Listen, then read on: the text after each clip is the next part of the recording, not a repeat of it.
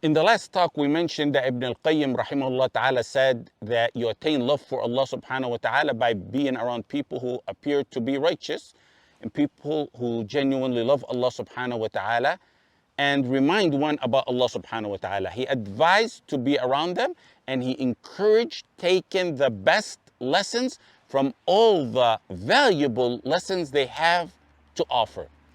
Within the same context, Ibn al-Qayyim rahimahullah ta'ala underscored the significance of communicating only when one's talk is advantageous to both oneself and to others.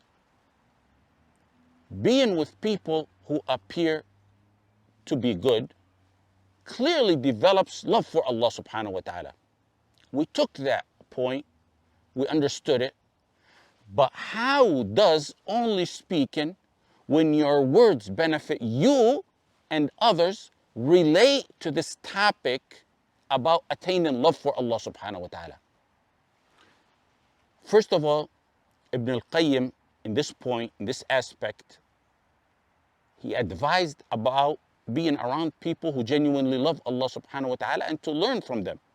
Being silent and listening is essential to learning. Also, in these gatherings that Ibn al-Qayyim advised about, individuals engage in conversations, and even those who are considered virtuous may get caught up in their conversations and they may say that which they shouldn't. The objective of participating in these gatherings is to seek love for Allah subhanahu wa ta'ala. That necessitates that one speaks only that which is beneficial for oneself and for others. He first mentioned the importance of being selective about what to listen to. Now he's suggesting that you should also be careful about what you say. Another point as to how it relates to this topic is that sinful and vain talk can distance one from Allah subhanahu wa ta'ala. And the purpose of all this is to attain love for Allah subhanahu wa ta'ala. Ibn Abi Dunya related that Anas ibn Malik radiallahu anh said, "As-samtu huwa awwalul ibadah." Silence is the first step to ibadah. And another wisdom, and it's probably the most significant reason that Ibn al-Qayyim cautioned against careless use of words, is that Ibn al-Qayyim, along with other ulama, emphasized that practicing silence and being mindful of one's speech can foster and lead to love of Allah subhanahu wa ta'ala. To protect your deen and to attain nearness to Allah subhanahu wa ta'ala, the tongue must be controlled in a manner akin to a sword being sheathed.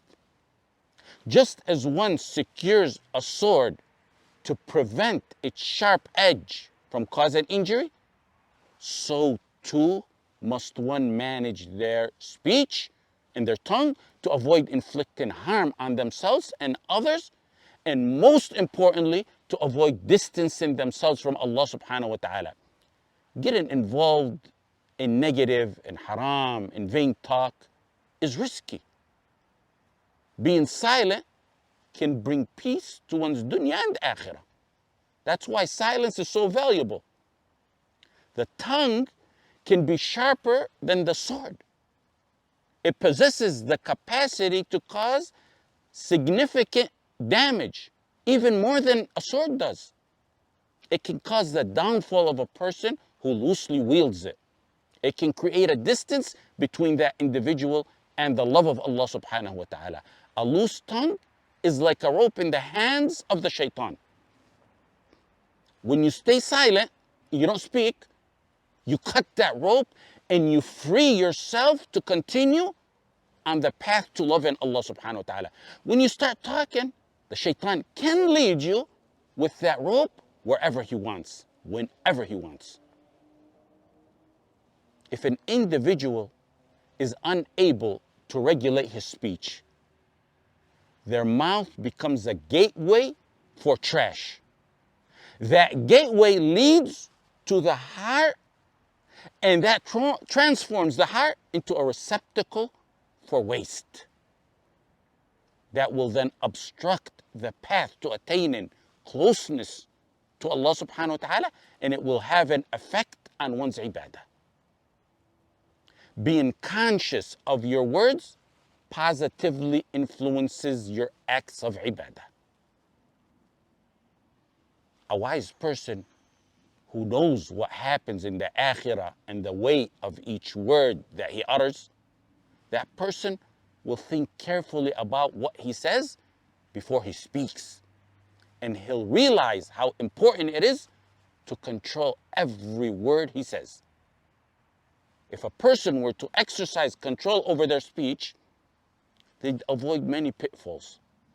Like a wise person once said, words are like medicine. A little bit of it can help, but too much of it can be harmful. You don't want to overdose on talking. And it's all summarized in the short, comprehensive words of Rasulullah sallallahu alayhi wasallam, Sahih Bukhari, من كان يؤمن بالله واليوم الآخر فليقل خيرا أو ليصمت. Silence, except when it's beneficial to speak, was a characteristic of the Messenger sallallahu alayhi wasallam and the Salaf. It's a trait of the wise thinkers. Jabir ibn Samura described the Messenger sallallahu alayhi wasallam as وَكَانَ طَوِيلَ الصَّمْتِ. He was characterized by prolonged silence. Allah subhanahu wa ta'ala reminded us to embrace silence except when it's beneficial. And He did so by reminding us that we will be held accountable for every word we utter. مَا يَلْفِظُ مِنْ قَوْلٍ إِلَّا لَدَيْهِ رَقِيبٌ عَتِيدٌ. When you say something, always be ready to have an explanation for what you said when you stand before Allah subhanahu wa ta'ala. Prior to every word, prior to every statement, remind yourself of the day when you'll stand before Allah subhanahu wa ta'ala. Remind yourself that you will be asked, why did you say such a thing? And be ready to offer an explanation for every word you uttered when you stand before Allah subhanahu wa ta'ala. Al-Fudayl ibn Iyad mentioned that some of his companions spoke so little that you could memorize their words from one Friday to the next. Because excessive talk can lead to a person getting carried away in his talk. And it increases the likelihood of accidentally expressing thoughts that may be considered haram, like lying or gossiping or backbiting or disparaging and slandering others. Getting carried away in talking comes from the nafs and the shaitan.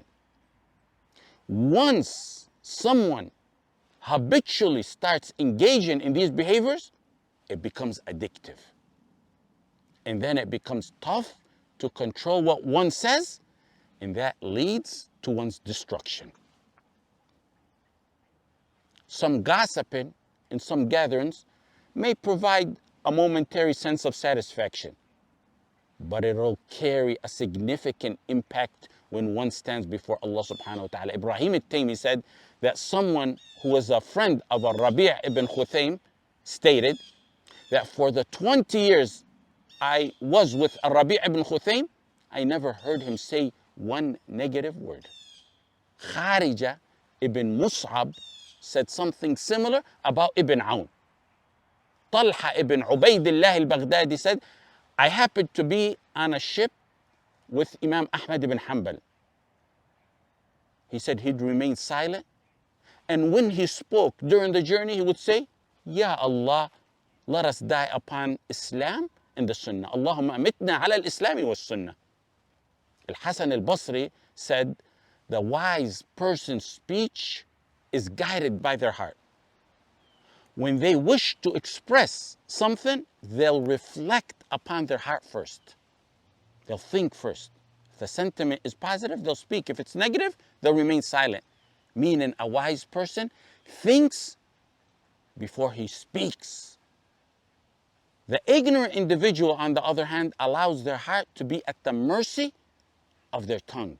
They speak whatever comes to mind without thinking about it. Now, being silent from forbidding the evil, or ordaining the good, or teaching knowledge, or doing dhikr, or reciting the Quran, that's not, of course, the commanded type of silence. The wajib type of silence is when the talk falls under what's haram or what may lead to haram. Some mubah talk has no purpose. It's better that one remains silent and not engage in it.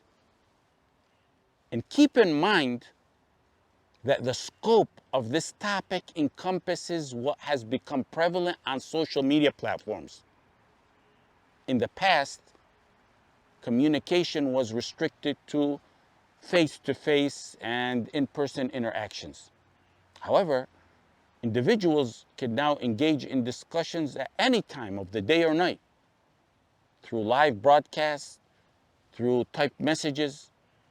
It can even be from the comfort of their bedrooms and cars. You notice some who engage in live broadcasts for extended periods. And one wonders before anything, how does anyone have that much time to waste? And also, during lengthy discussions, numerous verbal missteps tend to occur. Some juhal issue more fatwas per night than some of the esteemed imams of previous generations have done in years. Sufyan ibn Uyayna, rahimahullah ta'ala, said, أجسر الناس على الفتية أقلهم علما. The individuals who are most audacious in issuing fatwas are the ones with the least knowledge. They bring issues, they discuss them, they analyze them, they issue decisions and fatwas. And many times it's founded on ignorance and slander of others. They analyze current events that seem to be important at that moment, but those current events get quickly forgotten in a day or two, or in a week or two, or in a few months. The current events fade away and become history, and all that remains is just words that one utters. Words that they will be asked about before Allah subhanahu wa ta'ala. Don't think you have to speak about every single issue that comes up. You don't have to speak about every mas'ala and current event that arises.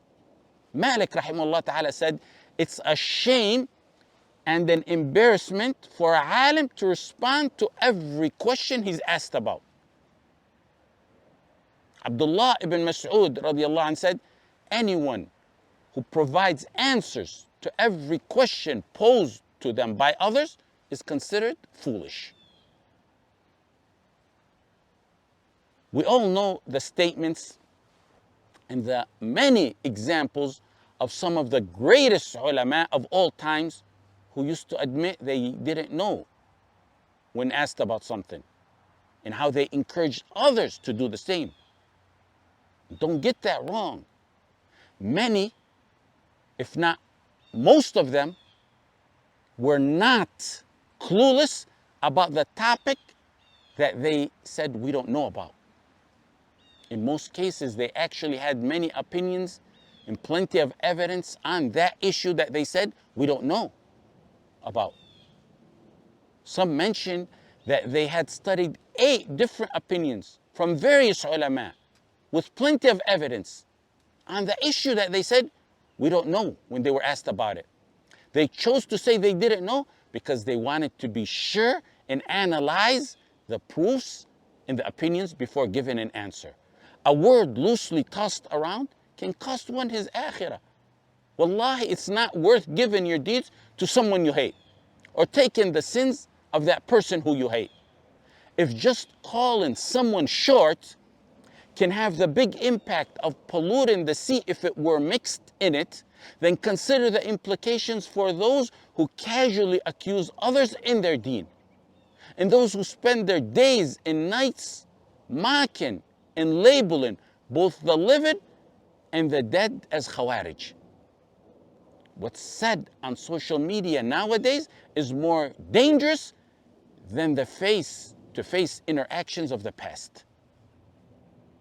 If one word between two people can have the impact of polluting the sea, if it was mixed in it, then imagine the impact when it's put on social media for millions to read for decades or possibly even centuries to come. If the heads of the Jews of the Qibla taught you to call someone whose soul is insha'Allah suspended from the arsh of Allah subhanahu wa ta'ala, if they taught you to call Makhariji or someone who Allah subhanahu wa ta'ala granted acceptance, who's in prison or free, rest assured your words will not harm him. You actually benefit him by what you say. You only harm yourself with that slander. Reflect on the oceans of reward taken from those who slander, or the oceans of sins piled upon them for a simple word. This includes everything from written posts to videos to audio and messages. It's all included in this topic, and all that distances one from the love of Allah subhanahu wa ta'ala. So the summary of this talk, I'll present it in a way everyone can understand. When someone gets arrested in this country, may Allah subhanahu wa ta'ala save you all from the oppression of the kuffar, and may Allah subhanahu wa ta'ala save you all from falling under their control. When someone's arrested, the first thing an attorney advises his client is to remain silent, not to say anything. No matter what questions they face, they're told to remain silent. No matter how innocent they are, they're told to remain silent. In fact, the officers are required to inform the person they arrest about this. They're told to inform them under the Miranda rights to remain silent, because speaking usually causes one more problems. Even if the person is actually innocent, it's best to remain silent. So if you want peace for your akhirah and you want to attain love for Allah subhanahu wa ta'ala, then remain silent unless you're sure it's beneficial to you and others. لا خير في كثير من نجواهم إلا من أمر بصدقة أو معروف أو إصلاح بين الناس. Thinking carefully about what you say will protect you from the consequences of your words when you'll have to answer to Allah subhanahu wa ta'ala on Yawm al-Qiyamah.